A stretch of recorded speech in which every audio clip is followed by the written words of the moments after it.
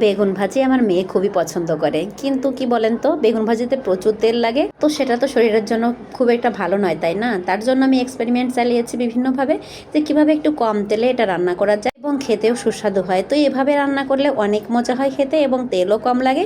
তো আপনাদের সাথে সেটাই শেয়ার করছি আমি কিভাবে ভাজি করি। এখানে আমি বেগুনটাকে কেটে ধুয়ে পরিষ্কার করে নিয়েছি, তারপরে দিয়ে দিলাম হলুদের গুঁড়া, মরিচের গুঁড়া, আর দিয়ে দিলাম আমি স্বাদ মতো লবণ, আর একটুখানি চিনি দিয়েছি যাতে করে উপরে ক্রিস্পি হয়, খেতেও সুস্বাদু হয়। আরও দিয়ে দিয়েছিলাম আমি হালকা একটু তেল, দিয়ে আমি ভালো মতো মশলাটাকে মাখিয়ে নিচ্ছি। মাখানোর সময় যে আমি অল্প একটু তেল দিয়েছি, এর জন্য ভাজার সময় তেল কম লাগবে। আর আমি ঢাকনা দিয়ে ঢেকে রাখবো বেশ কিছুক্ষণ, 15 মিনিটের মতো। তারপর আমি ভাজতে চলে গেলাম। দেখেন প্যানে আমি হালকা একটু তেল দিয়ে দিয়েছি, হালকা একটু গরম হয়ে আসলে আমি বেগুনগুলোকে বসিয়ে দিয়ে উপর থেকে একটু পানির ছিটা দিয়ে ঢেকে রাখবো বেশ কিছুক্ষণ। এই পানির ছিটা দেওয়ার কারণে এখানে তেল অনেকটা কম লাগবে, কারণ এই পানিতেই সেদ্ধ হয়ে যায়, আর যেটুকু তেল থাকে সেটাতেই ভাজি করা হয়ে যায়। এই দেখুন কড়াইতে একটুও তেল নেই। দেখতে যেমন সুন্দর হয়েছে, এভাবে ভাজি করলে খেতেও কিন্তু অনেক সুস্বাদু হবে। স্বাদের কোনো তারতম্য হবে না। আপনারা চাইলে এভাবে ট্রাই করতে পারেন, আর ট্রাই করে জানাতে পারেন আমাকে আপনাদের কেমন লাগলো আমার রেসিপিটা।